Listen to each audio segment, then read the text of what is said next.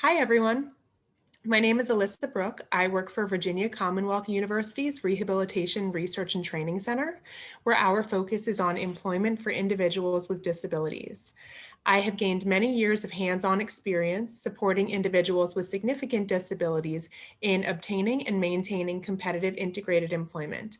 And although I wear a number of hats at the center, I will say that working hands-on and uncovering someone's strengths and interests and developing a job match which capitalizes on these areas is still one of my all-time favorite parts of the job. In my role with you guys, I am a consultant for the University of Illinois, contributing to a series on customized employment, and we'll be discussing the customized employment phase of discovery with you today. Before we really start to talk about discovery, I just want to lay the foundation a bit in terms of customized employment and make sure we're starting from the same place. We won't kill too much time talking about definitions and legislation, but it is important to touch on this first. In 2014, the Workforce Innovation and Opportunity Act came out and contained important changes to the Rehabilitation Act. So one of the big things that came out of WIOA is it provided a federal definition of customized employment. And for the first time in 2014, customized employment was identified and recognized as a service that could be funded by vocational rehabilitation. So this, as a new service, was a critical change. So go ahead and read that definition there.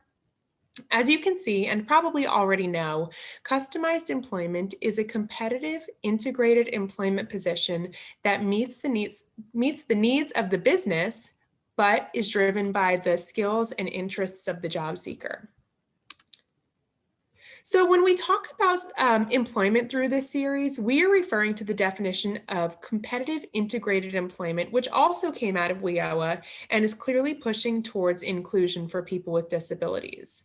We're talking about full or part-time work, depending on what that job seeker wants, where the employee is earning minimum wage or higher, and their wages and benefits are commensurate with those of a non-disabled peer. So somebody else who is doing the same job, has the same type of education and training, would be making the same similar wages.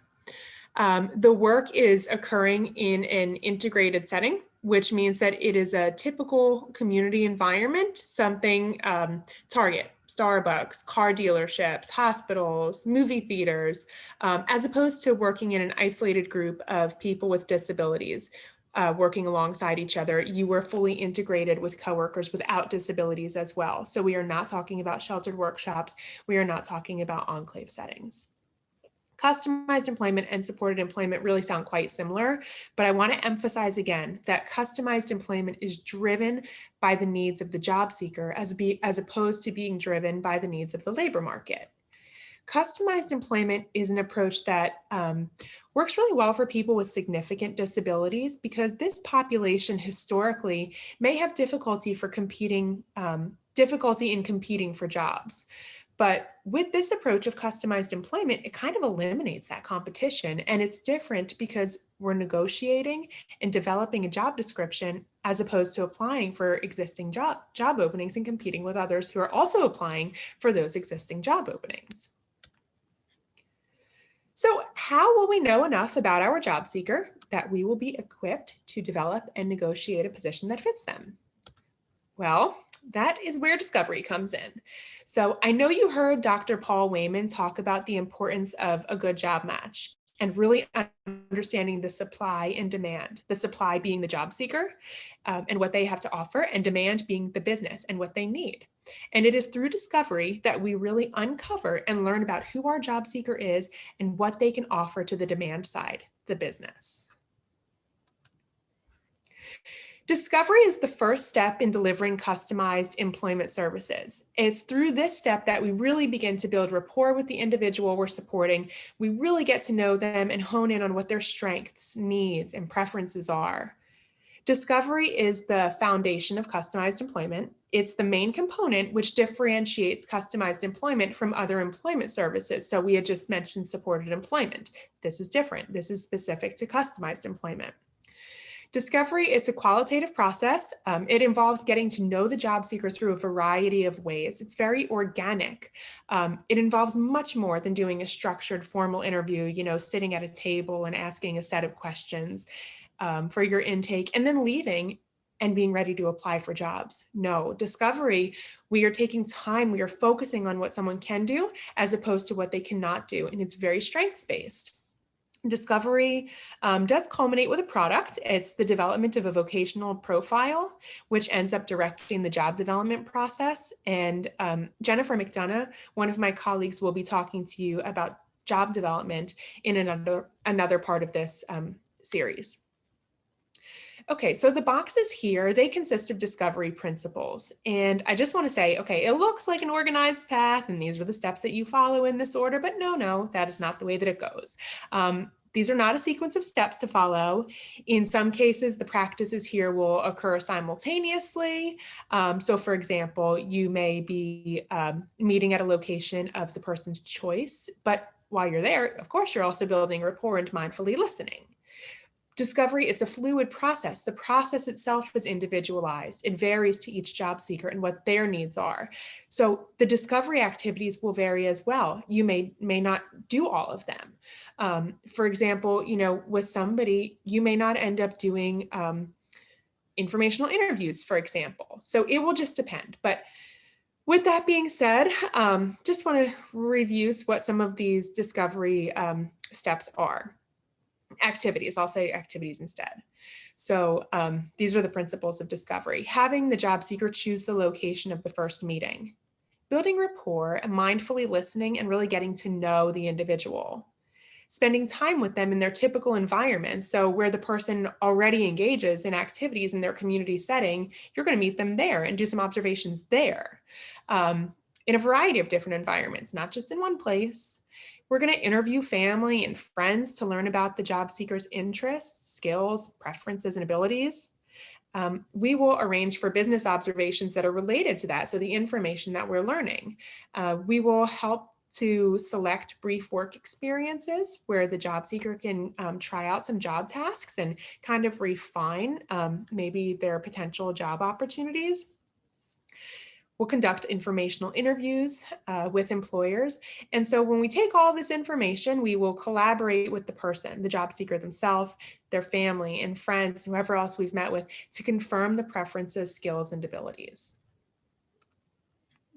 On this slide, I've listed some things that we want to keep in mind and uncover through the discovery process. So in discovery, we're not asking the job seeker these questions outright, okay? So we've said that already. We're not doing these formal intake meetings, but we're going to gather this information along the way through a variety of visits, multiple visits together, okay, and in a variety of settings. So we're going to find out, as we spend time together, what those person's strengths are. What do they have to contribute to a business and offer to an employer? What's important to them in a job?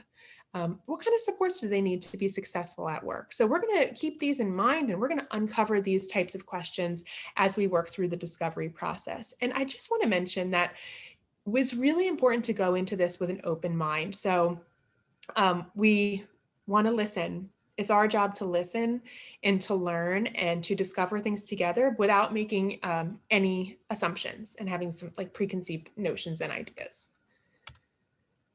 So the job seeker is the primary source of information in the discovery process, but everyone listed on this slide, family, friends, your social networks, they're going to have a critical role in supporting the discovery process too, with the information that they can share.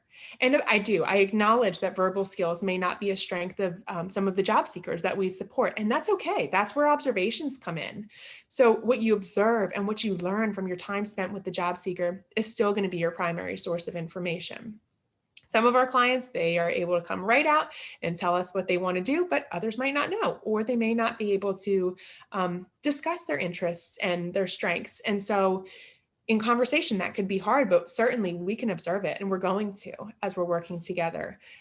If the person has had volunteer experiences too, that's somebody else that we could be gathering information from. So when we meet somebody who is looking for a job, or we get a new client or consumer, whatever we're calling the individual we're supporting, Often we meet with them at Voc Rehab or do an intake at the employment specialist's office and ask them questions. What do you want to do? Where would you like to work? What have you done in the past? And in this case, think about it. That's the professional's environment. So that support professional is really leading the meeting in their own space. It's a novel environment for the job seeker. It's not a comfortable place for them. So they may present differently than they would among familiar surroundings and in their own environments. They may appear more closed off. They may feel like they have to give you the right answer or the answer they think you want to hear, which may not actually align with who they are and what they're seeking. So a core practice of discovery is to ask the job seeker where they want to meet. Let's start off building rapport, meeting someplace comfortable. We want to ask our questions in a location of their choosing, preferably somewhere where they spend a lot of their time, most of their time, their home. It'll give you an opportunity for more observation too. So while discovery does often begin in the home, and it includes family members or others who live there as well. If the job seeker or their family does not want you coming to the home, don't push it, okay? So there's a lot to be said, like I said, for what you can see in the home, but if they don't want you there, then you have got to respect that. Hopefully, however, you will build a relationship, you will build rapport and trust as you work together, and maybe a little bit down the line, you will be able to suggest being invited into their home. Why are we stressing that a home visit is so important if it can be done? Well, think about your home and how much it reflects your personality and your interests, okay? Think about all of the things that you can see in the house. What are the person's hobbies? What are their interests? How do they keep their home? Who does the chores in the house? How supportive is their family? You can feel kind of the family dynamics and different things when you're in the house, right? So there's so many things you can glean just by meeting them in their space and really observing the environment and asking questions about what you see.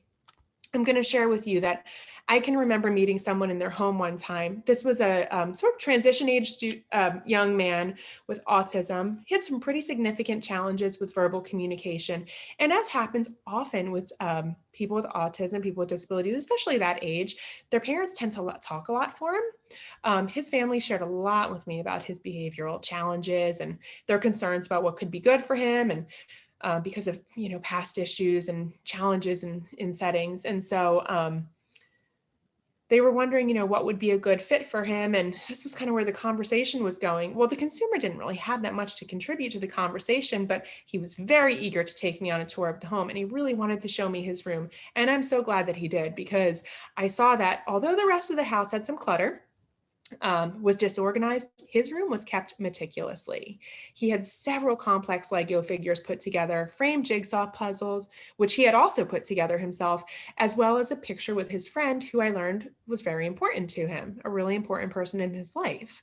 So seeing these things gave me a lot more insight to his personality, into the things that he enjoyed, the people he values, and some of the skills that he had, those strengths that he had that could potentially translate into work. I mean, those Lego figures that you put together, those are complex. And so if he's doing those on his own, he is following instructions, maybe he, has some assembly skills. And what I learned too, these are his interests. So maybe they could be external motivators if they needed to be in the future. In addition to learning about the job seeker, when you go into the home, you're also going to learn and be able to see more, not even necessarily when you go into the home, when you go to the home, because you can see what types of businesses are near the house. You can see what the surrounding neighborhood is. Is it a community safe for walking? Are there stores nearby? Is there public transportation? All these things you're going to learn about. In addition to the home observation, you're going to want to conduct observations in other settings in the community and observe the person in work environments as well. So again, this is driven by where the job seeker wants to go. But when you're choosing different places to go to in the community, you're going to want to try to set up these experiences at different times of the day so that you can see how the person performs at different times of the day. Like, is he or she a morning person? Do they, tend to be really groggy in the mornings and are better in the afternoon? These are going to be things that really are important and play into, their preferences in terms of jobs later on. So Doing observations in different environments and in a variety of environments, you'll get to see how they respond in different scenarios. Are there particular environments where they're more comfortable? Are there some environments where they're a little bit more anxious? What's contributing to these things? We will learn this through observation in various settings. Here's an example just for us to work through. So every time that you are with a person, you really want to know and observe as much as you can see. And there is so much to observe every single time. You may not realize it at this point, just how much you can take in and learn, but I thought if we would look through a couple of examples, that might help. So this one that I kind of put up on the slide, think about going on an outing to a mall together, okay? You could say, hey, meet me there, it's 2:00. Well, that alone, was the person punctual? If you were late, how did they respond to that? If they were late, how did they respond to that? What was their transportation? How did they dress? Did they present like in the appropriate way for going to a mall? Within the mall, you could ask them for directions. You know, what's their orienting like within a mall and following a map? You could also see what stores they're drawn to. Let them lead this and kind of see where they want to go. You can go to the food court, have them place an order. Can they make a transaction? What if they go to purchase something and, you know, it's super expensive and not a purchase they can make that day? How do they respond to that? So there's so much that you can see. The sensory stimulation impacted by all the fluorescent lights in the malls, or the weird smells as you get hit with perfumes walking into different stores, and different music and noises, children, so much that you can learn from that environment. And any environment, that's the point here, is that with a mall, you know for sure you'd have a lot to observe because there's so many different things that go on there. But really, you anytime you're doing anything, you could do something much more low key, like going for a walk or going for a drive together, and still be learning invaluable information. I wanted to share an example with you that one of my colleagues was doing discovery, and she was working with a woman, and every time that they would go somewhere, they would get in the car together. And when she brings people into her car for discovery experiences, or when they're out together, she lets them control the radio. And this one woman, she always put on classical music or NPR, and she talked about just the way that it calms her and the way that it makes her feel. And so down the road, she ended up getting a job. And down the road, there was some anxiety related to her transportation when she always would have to wait for it. And it actually became a safety concern, and her anxiety just totally ramped up. And my colleague was actually able to draw on what she learned from during the discovery, and implemented some coping strategies, which involved listening to NPR podcasts and also classical music. And if she hadn't had that experience with her in the car together, and just taking that and just learning about her then in that small experience, she may not have had the thought to implement this, or have even known how much the woman calmed and responded to classical music and NPR. So it ended up being really beneficial down the road. Okay, another place to conduct observations is in workplace settings. Through these observations, you can learn new information about the individual, okay? How do they learn? What's their pace? How interested are they in this place that you brought them to? Are they motivated? Do they take the initiative? What are their social interactions like? Do they talk the same way to the supervisor as they talk to, you know, their mom? Do they understand like that professionalism and hierarchy? So much that you could see. The settings that you go into, you're going to be basing that on your job seeker's preferences and input as well. So I'm going to share another example with you. I worked with a person whose world seemed to revolve around video games. He just loved them. He wore shirts with video game characters on them. He drew things with all his drawings were really fabulous, but they were all related to video games. His friendships were with people that he played video games with over the computer. He and his family were absolutely sure that he would like to work around video games. And so through discovery, we went out and we went to did a couple of workplace observations and set up experiences for him there. So the first one, we went to a large video game retailer. At this visit, he loved shopping there. He loved browsing and being a customer, and he liked talking to people about the games that he was interested in. it was very clear to me. I learned that he really truly does know his stuff in this area. It's not just, a kind of surface hobby. I mean, he really knows his stuff, and he could talk about it and relate to people in terms of video games. But he did not. When he talked to the employee there, he learned that they were not allowed to play video games while they were working, and he was really disappointed to learn that. And so that was a good learning experience for him. So we went to someplace different, also related to video games. We went to a local shop, a really cool place where they trade in video games. And while he was there, he got to try out some work.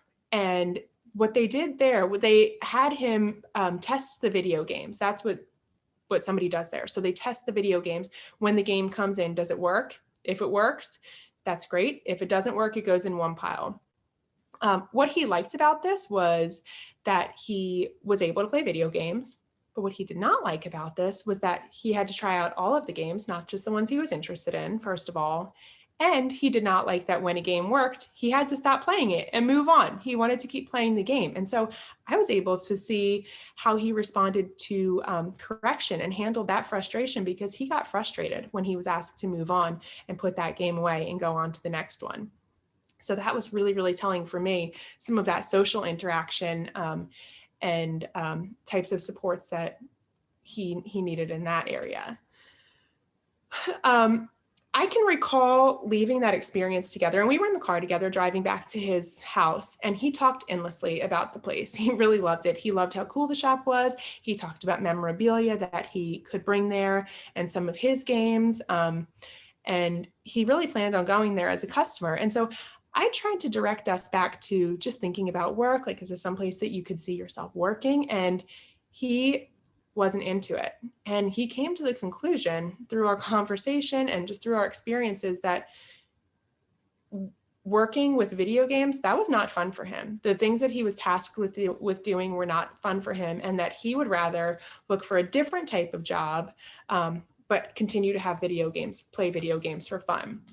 And so I share this because it gave me a lot. It taught me about how he responded to things. It taught me about his interest in that. But had we not had these experiences together, and we just did an intake and then moved right into job development, I might not have observed. I might have observed his video game attire, and I might have listened to his interest in video games, and I might have pursued a job related to video games for him that in the long run probably wouldn't have been such a great job match. One of the outcomes of discovery is that you want to identify job themes. So this will emerge from your conversations and your observations. We like to identify at least 3 themes for each person, because we do not want to put all of our eggs in one basket. Job themes are not job tasks, they're not particular activities, but they're more like overarching, kind of an umbrella category. So walking dogs is not a theme, that's an activity. But related to that, maybe the theme is animals, or maybe the theme is exercise. Not a theme, painting. However, the theme there might be arts. Or if you enjoy washing cars, maybe the theme there is automobiles. So I think you get the idea. Once you've identified themes, it's time to brainstorm where those jobs might exist in your community. And again, we don't want to put all our eggs in one basket, so we want to create a lengthy list here to give us more businesses to explore and more businesses to learn about. And what I like to do here is to have you all quickly brainstorm a list of 20 businesses that you could contact for each theme. And I know that sounds like a lot, but I think this is a good activity, because I can remember being a new job coach and having a narrow focus on like a couple of target businesses, and that really ended up being limiting. So I think this is a good activity to do. And I did it. I didn't come up with 20, but I will say that I very quickly put this list together. And I was thinking about the businesses that fall under these themes and are in my local community and within the distance of a commute that I would want to make from my home to work. So something that's reasonable. As far as automobiles, what's near me? The Ford dealership, a place called Car Wash, Jiffy Lube, AutoZone, the DMV, hole-in-one golf course. I don't know, but I was thinking golf carts, automobiles, maybe. Helping people as the theme. There's the salon. I personally know that when I go to the salon, I really feel like the people there are helping me because I leave there feeling relaxed and rejuvenated. Hospital, of course, the local library, retirement or assisted living communities, Old Navy, Publix, a grocery store, Walgreens, your drugstore, St. Mark's, a church. These are all different types of businesses, specific businesses where jobs related to helping people may be found. And since you're not looking for existing job openings, you really should not feel limited here at all when brainstorming this list of businesses. So just because you haven't seen people in these businesses doing something that you think your consumer would like to do and that would be a good match for them, that should not stop you either. You're going to want to remember we're not looking for existing jobs. So the job description that we end up developing and our employment proposal may even come from holes that we observe in the business which are currently not getting done at all. So don't feel limited at all when you're putting this list together. Informational interviews are a really great way to learn more about business needs, and I'm really fond of them because I think it's a great way to just start to build a relationship with businesses. Business people love to talk about what they do, and the more that they talk, the more that you learn, right? What I love about informational interviews too, they're not conducted with the purpose of applying for a job there. They're conducted with the purpose of gaining information and as much as you can. And so you'll have a conversation. It's going to be, a conversational format, but you're also on an informational interview going to want to take a tour. So you're going to actually see what they do. You're going to learn about the work that is performed there, how the work is performed there, really take a tour and see the business operations. And during informational interviews, it's a really, really good time for you to ask questions like, who does that particular task? I'll share another example with you. I have a lot of experience working in a hospital environment. But when I first started, I set up an informational interview with a particular department called infection prevention.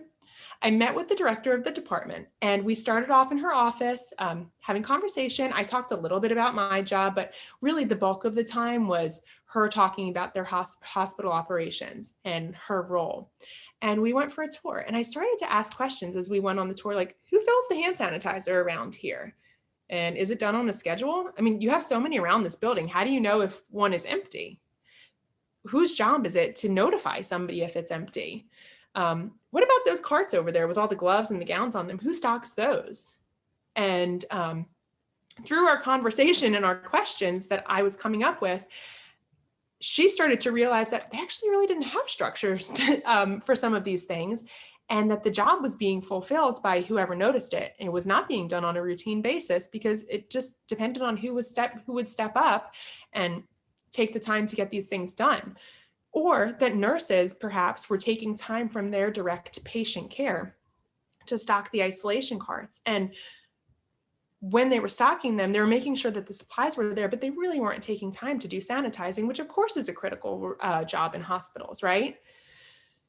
So additionally, as we had these conversations, it started getting her wheels turning too. And she was like, I have a list of things that we got dinged on by our accrediting body that are also probably are areas that we need to put to a schedule and to get done on a more routine basis. So had we just sat in her office, I might not have asked these questions. I'm sure I wouldn't have even thought about them because seeing things really prompted me to ask questions and learn about how things were done, and probably wouldn't have gotten the rich information that I was able to get from our tour together.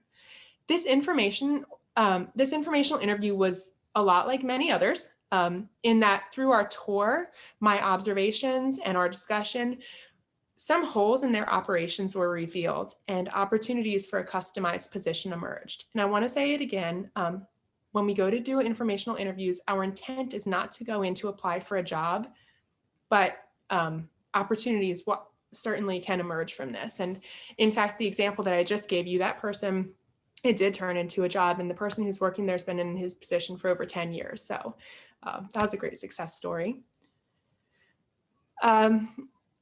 The vocational profile, as I said before, it's the culmination of the discovery process. This is a product that you leave the discovery process with. It is a narrative. It really illustrates, it talks in positive terms about who the person is, what they're looking for in employment. So it's going to contain a narrative of information that you've gathered from your observations, your interviews, and all your discovery activities together. It'll emphasize, it'll highlight what their skills, abilities, interests, hobbies, support needs, preferences, ideal features of employment are. And all of that information will be used to direct the job development path. So I want to say thank you so much. In the next part of this series, Jennifer McDonough will talk to you about utilizing this vocational profile during the job development phase. And it has been a pleasure talking to you all today about the discovery process. I really hope that you learned something and you feel more equipped to go out and conduct some discovery activities with the individuals that you support.